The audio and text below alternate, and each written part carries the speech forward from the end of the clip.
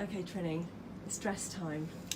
It's dress time, part 2 of Closet Confessions, and dresses is something I have the biggest history with because I have a real complicated history with dresses because many years I felt I don't suit a dress, and I was in a 15-year partnership with Susanna, and she was always the one who looked amazing in dresses, had phenomenal legs, so I always did layered separates. But I own a tremendous amount of dresses, and I've used dresses for my work, especially when I was doing What Not to Wear and we were traveling the world doing the international show, and we'd have a catwalk show at the end, and we did 28 shows a year, and I did it for 10 years. So I needed a different dress for each show because those shows were transmitted to other countries and bought by other countries, so they didn't want us in the same dress. And I didn't like to borrow dresses because I felt when you borrow clothes you compromise your style, which meant it was really expensive for me, and I never got anything free because I don't feel great about accepting things for free. I have occasionally in the past if I love it, and then I'm so excited for somebody to offer something to me. But most of the dress in here, like 99% of the dress in here, I bought. They're an investment to me. It's not at all justified. I'm telling the story and the history of it. I think so. You worked in fashion, and it's also definitely in your heart that for you to have this many dresses, it's perfectly acceptable. I love the fact that Lucy's doing the interview and also is as passionate about clothing as I am. So it's really great we do it this way. So where do you want me to start, Lucy? So let's start with something special. Is there an occasion dress? There's probably, if I look in the wardrobe, there's about maybe 5 or 6 really special dresses. So I'm going to start with this dress, which was the dress that I wore for Lila's christening. And to get to a stage where I had Lila, I did 16 rounds of IVF, and so it was like a miracle. And I decided to have her christening in Venice because I was having my 40th birthday party, and I then spent forever thinking, what dress do I want? And I wanted something that felt timeless and classic, and I thought christening pictures, it's like a wedding picture. And also it's a few years after my wedding, and I felt, looking back at my wedding photo, did I love that look? What's a classic timeless look? So I wore this, and I remember the day so well because we're in this lovely English church in Venice, and when Lila was being christened and the key words coming in, the sunlight came through and hit the cross, and I just choked up. It was such a sense of something I never thought I would have Lila, and I had to say that's like my most significant dress. And I'll show you a picture of Lila and I in the dress at her christening in Venice. Gorgeous. There. But I'd never ever let go of that dress. Where's it from, Trinny? It's from Prada, and I bought it in Prada in London. You have the dress that's your date dress. Yes. Okay. Tell me about date night this dresses. This was my favourite dress when I was wanting to be on a date, and it's by Vanessa Bruno, and I found it, and what I loved about this dress is I could have a deep V. This one I wore deep V's, but it just draped beautifully, and I'd wear it sometimes over trousers, or I'd wear it with thick black tights. I have good arms. I felt good about the armhole. I love the way it was very sexy at the side, but and sexy at the front. I really felt sexy in this dress.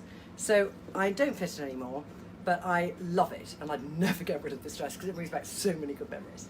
So you mentioned there about the deep V. Yeah. That you wouldn't wear a deep V now. No. So when did that cross over? Well, if I look at majority of these dresses, very few are deep V. So that was really kept for date night, because my kind of other favourite type of dress was like this dress, which was a Max Mara dress, I think. And when it came, it was like really long. But what I did is I put in this sort of tulip hem, which is stretchy, and I used to ruche it up under and make it really short. So depending on how confident I felt about my legs was how short I'd make the dress. And it was called my flexi dress, and I love a dress that can be flexible. This dress was when I wore it to a Giorgio Armani event in London, where he invited 100 people to come and watch Beyonce in concert. So it was 100 of us and Beyonce on the stage. No way. And I wore this dress. You're so lucky. So I just remember it really well, and it was the time when Madonna just on the cone things for Jean-Paul Gaultier, and it was very, very directional. It looks a little bit sad in my cupboard, but I love the combination of the stretchiness and that sort of, that little bra moment sitting outside of the dress, and then I like the two different colours. I felt insanely cool in that dress. I went through a period when if I loved a dress, I would have to have it in every colour. So one dress that happened to was this dress, which is by Lanvin. And I found it the most magical dress because the fabric is just an incredibly beautiful silk. And he did this sort of very thick elastic here, which has been pulled to maximum capacity to make a weight to the end of the dress, and gathered and did that sort of really deep gathering. And I changed the neckline because I remember, I don't know if I have an original version, the version original. I don't know if it's here. I have one in grey too. But I changed this because it was too high and I wanted to push it down. So I pushed down and changed the neckline a tiny bit. And I don't think they'll go out of fashion. I think they're just a super, super cool dress. Was it ever an interest to you to design clothes? Well, if I'd got one good A level, it probably would have been in needlework, because I was not great in O levels. But I don't think I ever felt I could be a designer. But what I do a lot is I look at a dress and I think, how can I change it to suit my body shape? And I think that too many of us can be down the high street and put on dress and oh, I love it, but this doesn't work about it. And because it only costs, well, it costs £40 or something, but something where it's not an expensive dress, they might think, well, I won't bother changing it. But if you love the print and you love 70% of the shape, then I would then go and spend another 30 quid to go to a dressmaker or your local dry cleaner and get the hem taken up or get something else changed. So let's talk about hemlines. How have they evolved for you over the years? Oh, so if we look back at, you know, the Vanessa Bruno, that was really quite short, all right? That was like above the knee, all right? Then I went to a stage where I wanted to have sort of more ankle length, not ankle lengthy, but 3/4 length. So I did do that a bit. This is a Roxanne dress. It's a classic example of what I did to change a dress. Roxanne as a designer makes things a little bit high cut. I bet as a woman she has a short waist and a long body. So I always found her waists were too long for me. And so what I did, it was a dress that had no pink in the middle, but it had this pink on the back. So I found some fabric similar to the pink, and I lowered the waistline by putting an extra bit of pink here. And I liked the fact that I broke up and I brought a little bit of the pink from there. And I lengthened the dress because for me then it went to that length, which is better. So I can just about do that length, but I'm really bad on that sort of mid-calf length. And tell me why. Because it's the widest part of my calf. And you might, you know, everyone has proportionality, but if I take my shoe off and I just show you, you know, we did this before a bit, but I have here, I don't go in a huge amount. That's why I always wear a really heavy heel, so you feel my ankle goes in more. So if the dress ends at this point, it highlights the sort of unflattering element of my calf, whereas if it's here, it's not. You feel that there's a narrowness, and I feel it's more flattering. And when I was comfortable with my knees, which I'm not comfortable showing that off now, but when I was, I would be better to be mid-knee, because then this is the narrowest part of your, of that part of your knee. So to have things that kind of go there is better than having something that goes there, which kind of begins to go out again. So that's a very good length. And you get the elongation of your whole calf. That's one of the most important things I think you've taught me over the years. Is length of a dress. It's so important. It's so important. Yeah. Do you look at a dress and think, oh, why do I makes me look bigger than I am? And it's such an easy fix. Yeah, and it's so true that something to do with the leg can make you feel all over that your body shape's changed. And just changing the hem will change your whole feeling around your body. This is a dress I had a moment with, but I have collected occasionally some vintage things, and this is an old Aussie Clark, which I loved. I think the sleeve is beautiful. It was really, you know, very deep V for me, and I've lent it to many people who've had wonderful evenings in it. You know, many people have tried to copy Aussie Clark and compromised on fabric or flow, quantity of fabric, and they've never quite got there.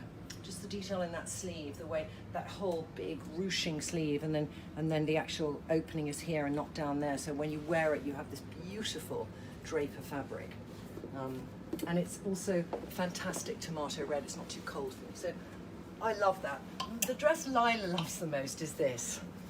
And this is a dress that I remember I was in Hello magazine in this dress, and I had my hair, I decided to tuck all my hair up under, and it's a picture that I would always look at and think, oh, I look really skinny then. What on earth was I doing with my hair? But my God, is that a fab dress. And it just, again, is about the volume of fabric. It's got a narrowness here. When it's on, it's kind of really nice on the bustier, and just this vast quantity of fabric. So when you move, you just get this amazing feeling. That will stay. Lila cannot wait to wear it. Do you think you should have had your head down? I think I tucked it in like this, thinking it was so clever, but it did look a bit like I had a nest around my neck. Ah, okay. Yeah, so it wasn't necessarily my most successful tuck.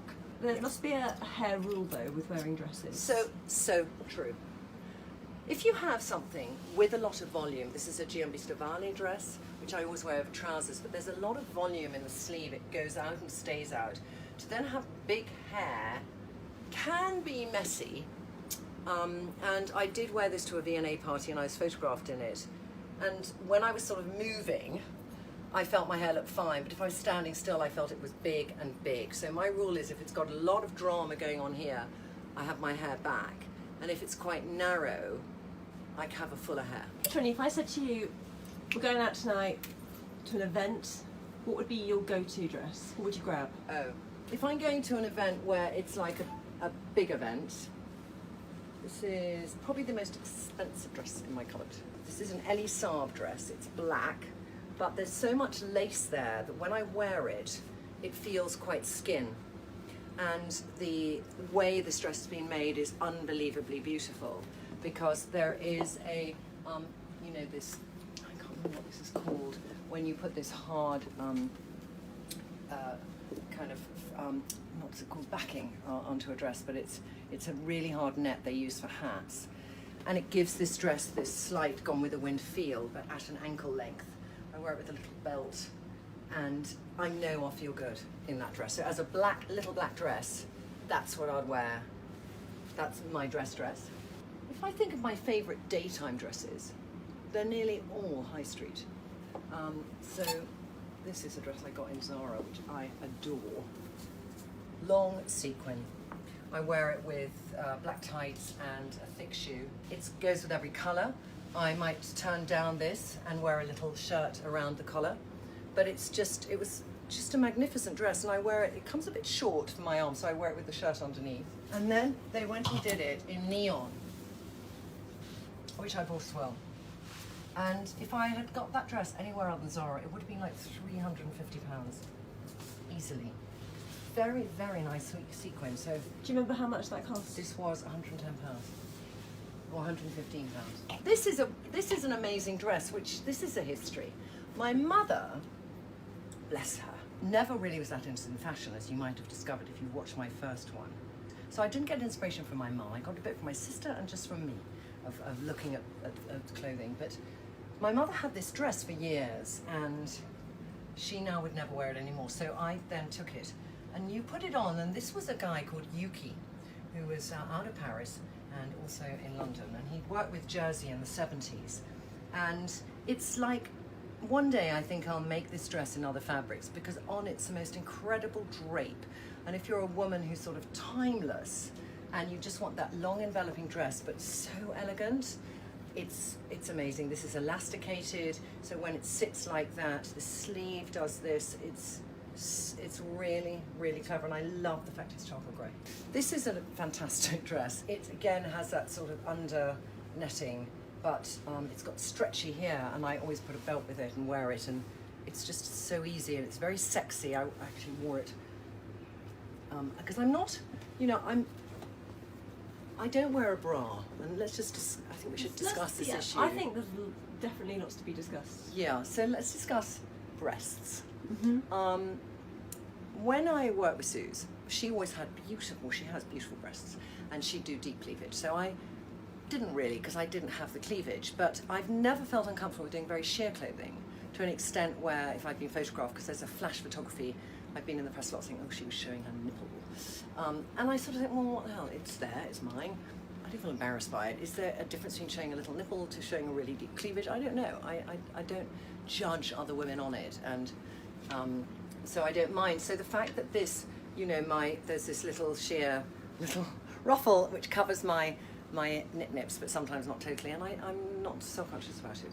So I'd rather have sheer than deep V now. This is actually one of my favourites.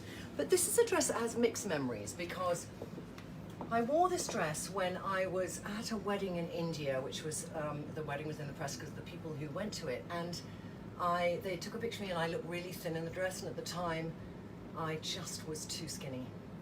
Not from thinking, oh, let me be skinny, just because my lifestyle was, I was working 18 hours a day, was really stressed on many different levels, and I just didn't eat properly. So I looked too thin in it. So when Lila tried this dress, she looks lovely in it, she fits it, and she goes, how did you fit it? I was like, darling, I was stressed and I was too skinny. Nostalgic, beautiful print. Has Lila inherited your passion for dresses? And Lila used to never, you know, she's like, oh, I'll never want that, or I'll never want that, when she was about 13. And then I occasionally come in and Lila's actually been with her friends playing in the wardrobe, and then she says, oh, mummy, that's just the best dress. So it's like she's growing into my wardrobe. So at the stage, it's all really charming, but there will be a stage where she'll be walking out of the house wearing it, and whether or not she'll tell me, I don't know, because this is the floor in which Lila sleeps, so her access is huge. last but not least, where is your dress from that you're wearing today? Yes, this is good because we had like 1,000 questions. So this dress is from Alice Templey, and I bought it 4 years ago. I have it in black with a white bib.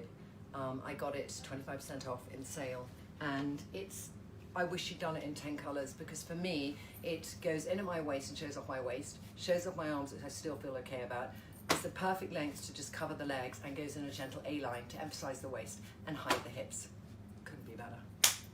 Thanks so much for letting us have a look in your dress closets. You're welcome, Lucy. See you soon. Bye. Bye.